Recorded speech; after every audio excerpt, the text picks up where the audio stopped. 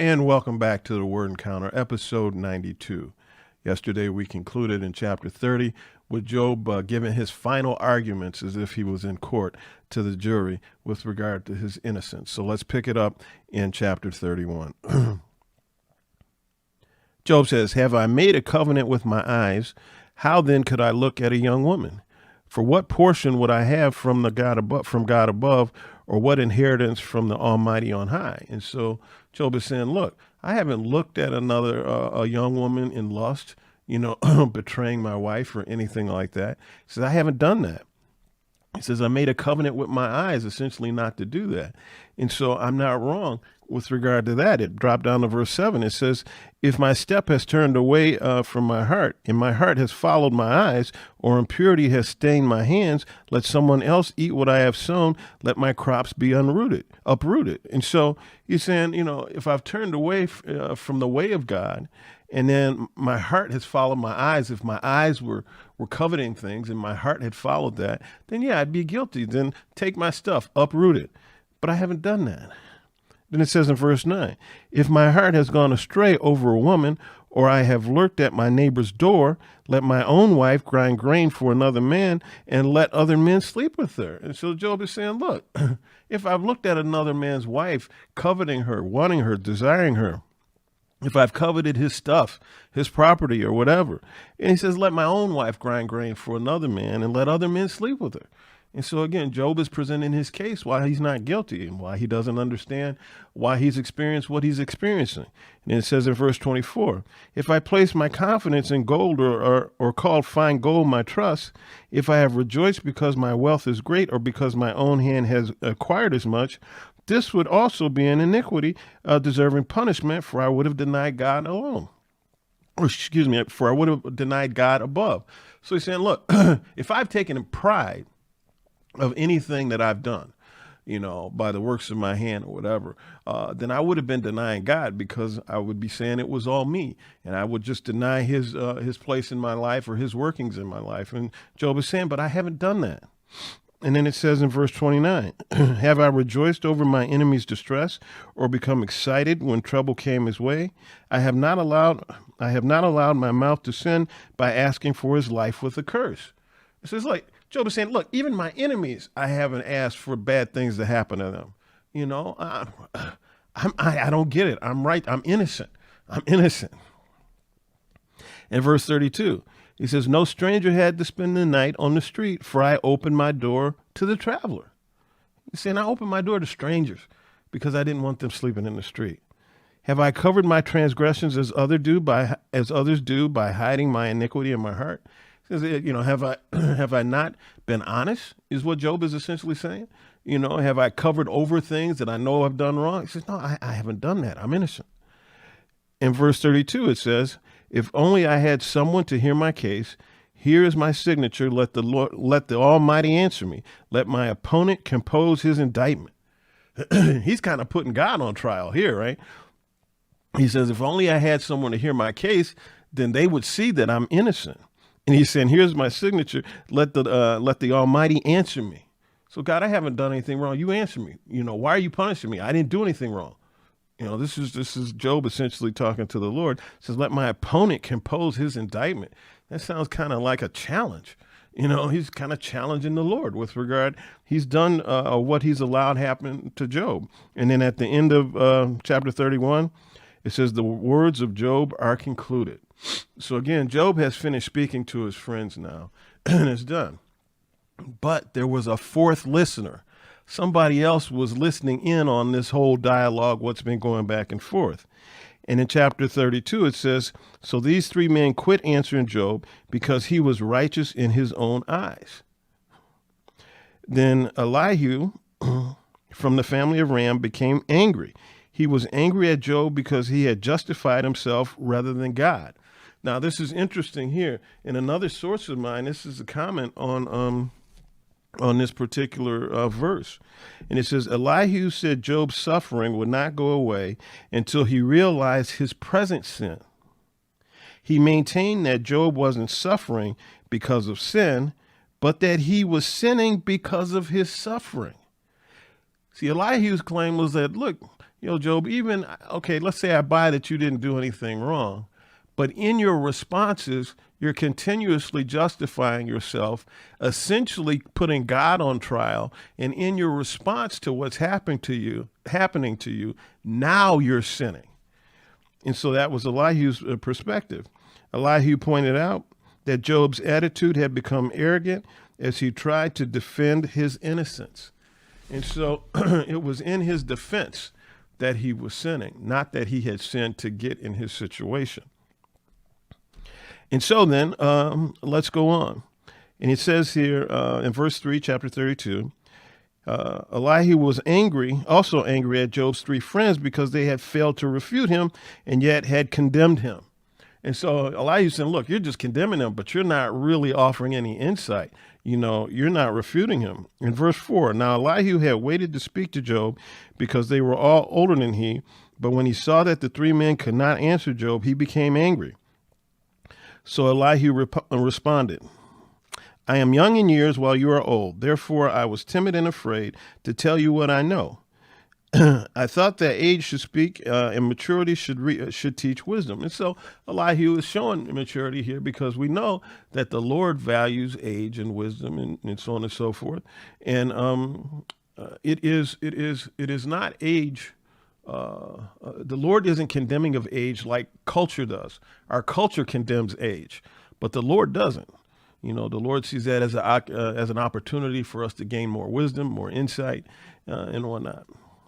In verse 8, it says, but it is the spirit in a person, the breath from the Almighty, that gives anyone understanding. It is not only the old who are wise or the elderly who understand how to judge. Therefore, I say, listen to me. I too will declare what I know. Look, I waited for your conclusions. Now I listened to your insights as you sought for words. I paid close attention to you, yet no one proved Job wrong. Not one of you refuted his arguments. So do not claim we have found wisdom. Let God deal with him, not man. And so he's refuting the friends. He said, look, you're saying things and making conclusions, but you haven't done your job. You haven't refuted what Job is saying or what his perspective is. And so be quiet, basically, is what Elihu is telling them. And he says in verse 17, I too listen. It says, I too will answer. Yes, I will tell you what I know, for I am full of words and my spirit compels me to speak. I must speak so that I can find relief. I must open my lips and respond. And so he said, I'm sitting here, I'm being patient, I'm listening, but I'm not hearing anything that's worth listening to. And I've got something I've got to say. I'm compelled to say it. I need to say it. And I personally have been in that situation a number of times when things are being spoken that I don't think are addressing the real issue. And it feels like it's bottled up in me. I just got to say something. I'm just waiting for the opportunity. Sometimes it's appropriate to do so, and sometimes it's not. Anyway, in chapter 33, verse 1, But now, Job, pay attention to my speech and listen to all my words. I am going to open my mouth. My tongue will form words on my palate. My words will come from my upright heart, and my lips speak with sincerity what they know. And so Elihu is basically framing what he's about to say. He says, look, I'm going to tell you something. You can essentially take it or reject it, but it's from my heart. It's sincere, and I think you need to hear me out.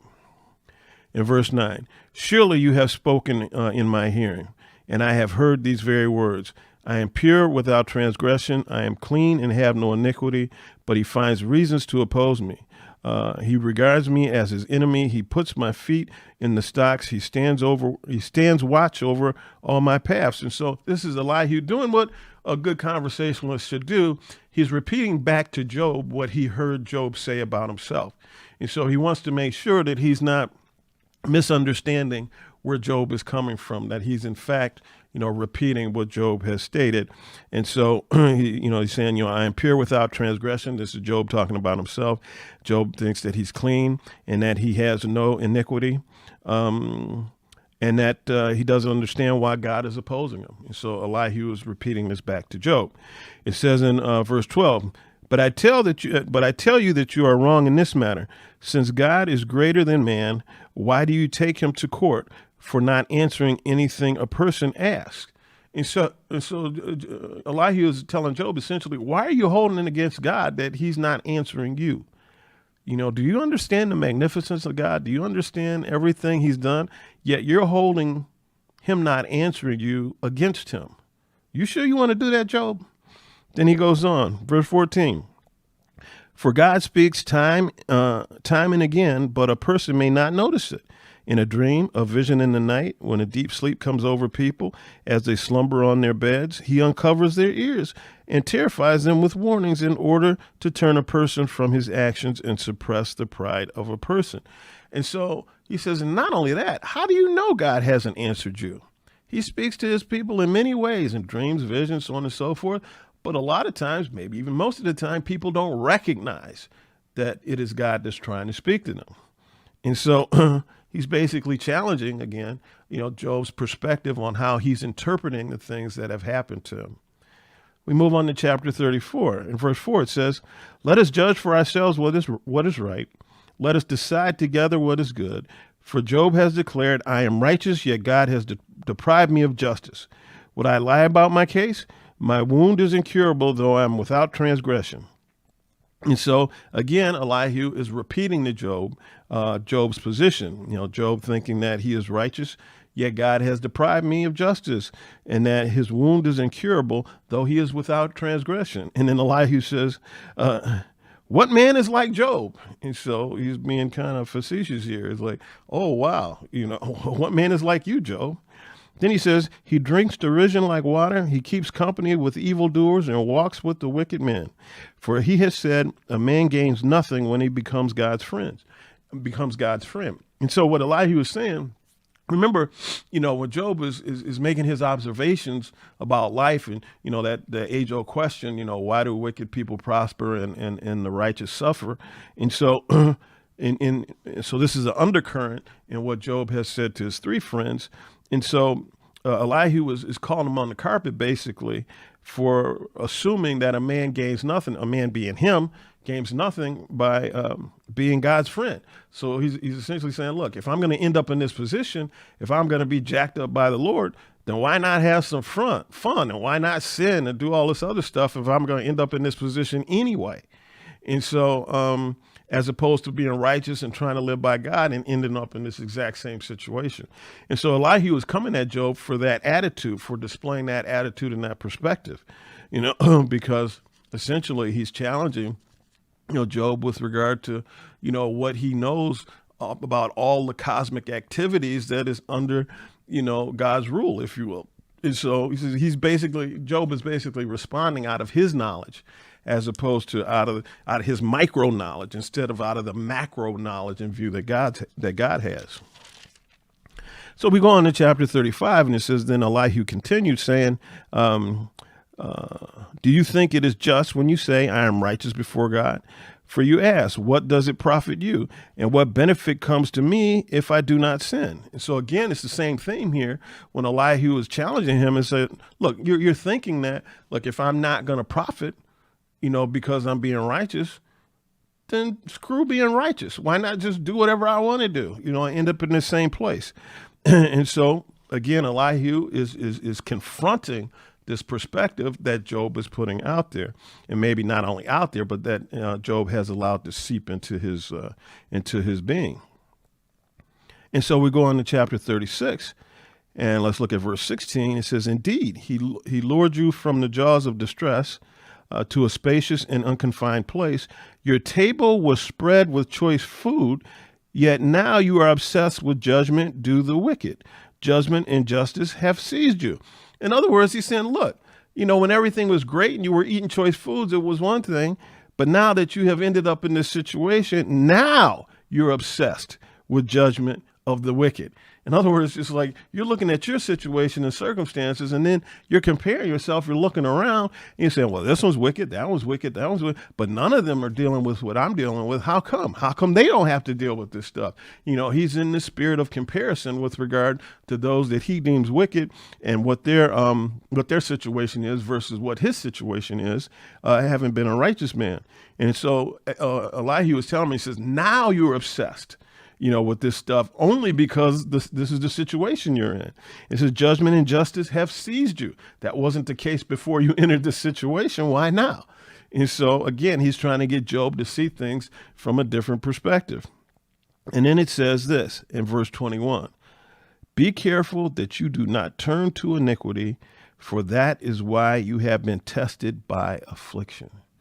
And so from this one verse, chapter 36, verse 21, boils down what Elihu's perspective, or what Elihu's point is, as he's trying to get this point across to Job, is that it's not that you have done anything wrong, but it says, in your trials, be careful not to turn to iniquity, for that is why you have been tested by affliction. So you've been tested, Job, to see if you would turn to iniquity in your suffering.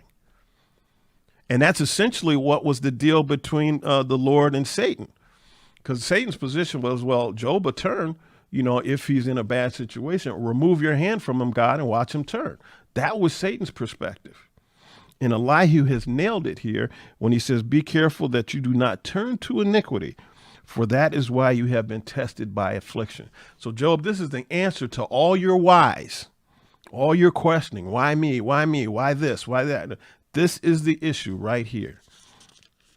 And so in chapter 37, Elihu goes on to say some more stuff. Elihu says a lot of stuff. And so from chapters 32 to 37, Elihu is speaking. And so I have just highlighted the things that spoke to me. And so I challenge you to read it for yourself and see what sticks out to you. Some of it, you wonder, like, what is Elihu trying to say here? Because it gets real poetic and real. It's like, I don't get where he's coming from. Don't feel bad if that happens. And so then we go on to chapter 38. The subhead in my Bible says, the Lord speaks. Okay, so now it's about to get serious. Chapter 38, verse 1. Then the Lord answered Job from the whirlwind. He said, who is this who obscures my counsel with ignorant words? Get ready to answer me like a man when I question you. You will inform me. Where were you when I established the earth? And so the Lord is saying, Job, essentially, who are you to question me? And then he challenges him. He says, get ready to answer me like a man when I ask you some of these questions I got for you. And then he says, you will inform me when I ask you. And he says, where were you when I established the earth? Then he says, tell me if you have understanding, who fixed its dimensions? Certainly, And he goes on, he starts asking Job a whole bunch of questions. Drop down to verse 12. He says, have you ever in your life commanded the morning or assigned the dawn its place so it may seize the edges of the earth and shake the wicked out of it? Have you ever in your life done that, Job? This is what the Lord is saying in verse 17.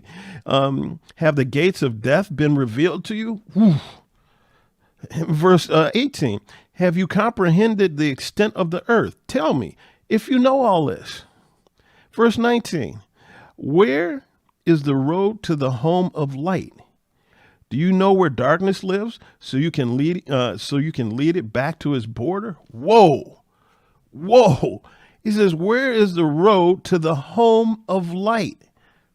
The home of Job, do you know these answers? He says, do you know where darkness lives so you can lead it back to its border? Do you know how to repress, how to suppress, how to restrain, how to constrain darkness?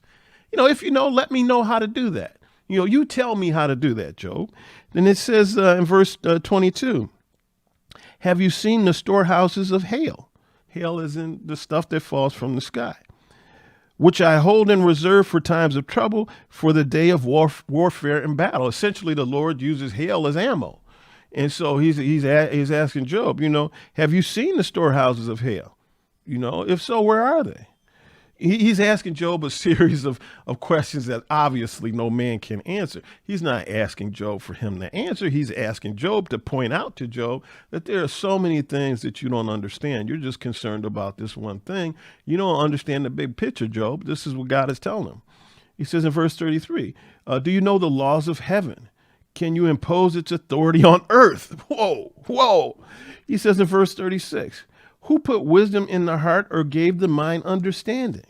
And then he asks him more of these kind of questions. Then he gets into things like nature and the animals. He starts asking them questions about the animals. He says, do you give strength to the horse? Do you adorn his neck with a mane?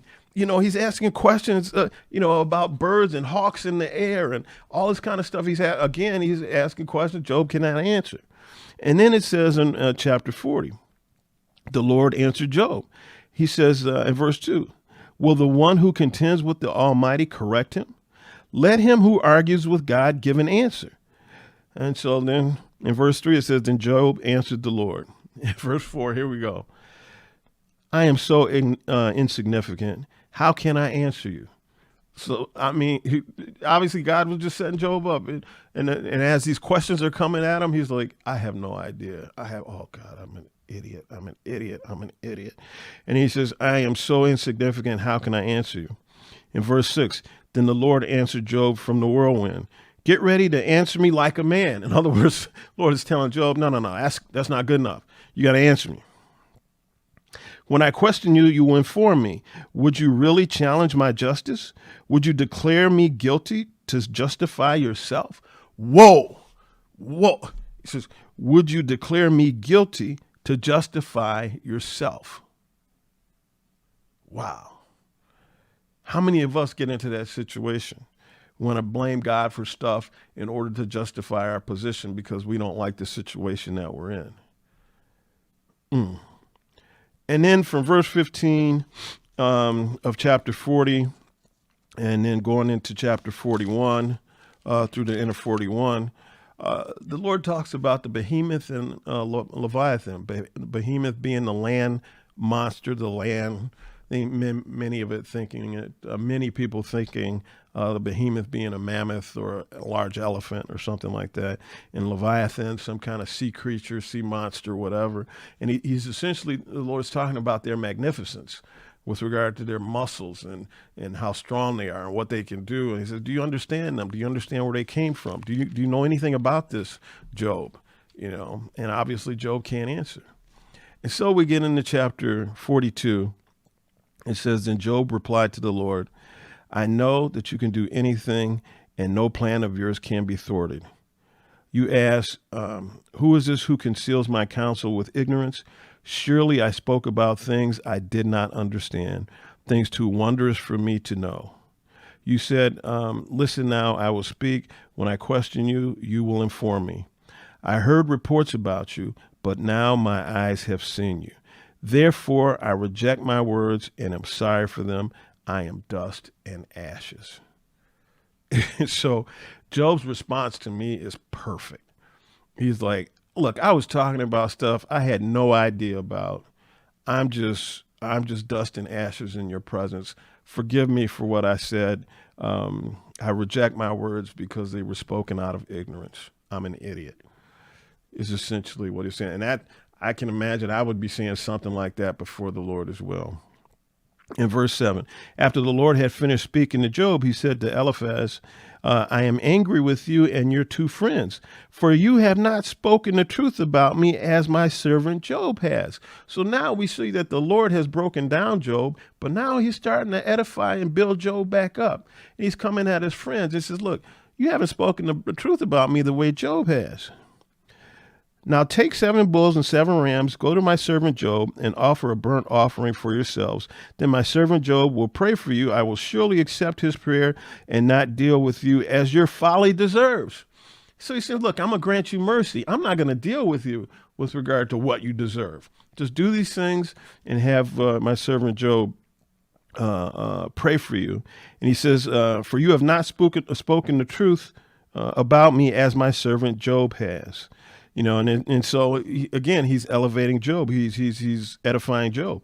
And he says, then Eliphaz, Bildad, and Zophar did what the Lord had told them, and the Lord accepted Job's prayer.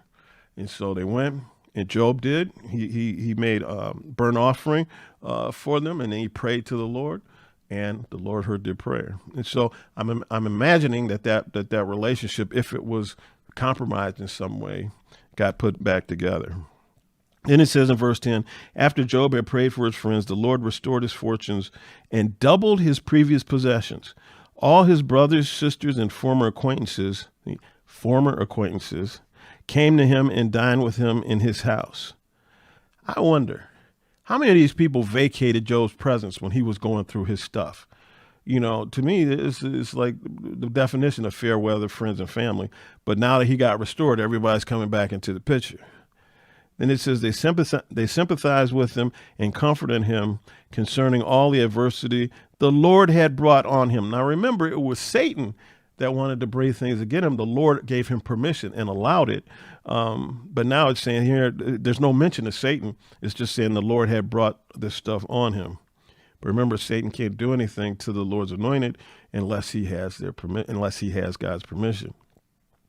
Each one gave him a piece of silver and a gold earring. So the Lord blessed the last part of Job's life more than the first part. And so to me, this is huge encouragement, because it's like, you know, culture tells us that the older we get, the less useful we become. We become a nuisance, in fact, an annoyance, and something that needs to be gotten rid of. But the Lord said in the second half, he blessed him more than the first half. And so this is the kingdom perspective. This is God's perspective. The other perspective is culture. And we've got to watch out with regard to how we allow culture to impact us. In verse 13, he says, he also had 7 sons and 3 daughters. And it made me wonder, were they from the same wife? Because when she basically told him to ignore his integrity and die. So it's just a question I have. And then in verse 15, it says, no woman as beautiful as Job's daughters could be found in all the land, and their father granted them an inheritance with their brothers. Now, remember, at this time, normally it was the sons that got the inheritance. The daughters married off. They were included in the inheritance of their husbands, but it was the sons who mainly got the inheritance. But in this case, his daughters were also a part of that. And then in verse 16, it says, Job lived 140 years after this. It says 140 years after this. So was this 140 years after all this stuff happened? And so his entire life was maybe approaching 200 years? I don't know. And it says, and saw his children and their children to the 4th generation. The 4th generation. Wow. Then Job died old and full of his days. I think I'm going to have to repent with regard to the book of Job. It hasn't been one of my favorite books because of the suffering that Job had gone through. But if I really look at this is really, if I look beneath the surface, it's a book of hope, because the Lord restored Job. Job did not defy his integrity, although he did step into sin questioning the Lord, but the Lord restored him. And that tells me that regardless of what we're going through, the Lord can also restore us. And so with that, we're going to pick it up in the book of Psalms tomorrow. Everybody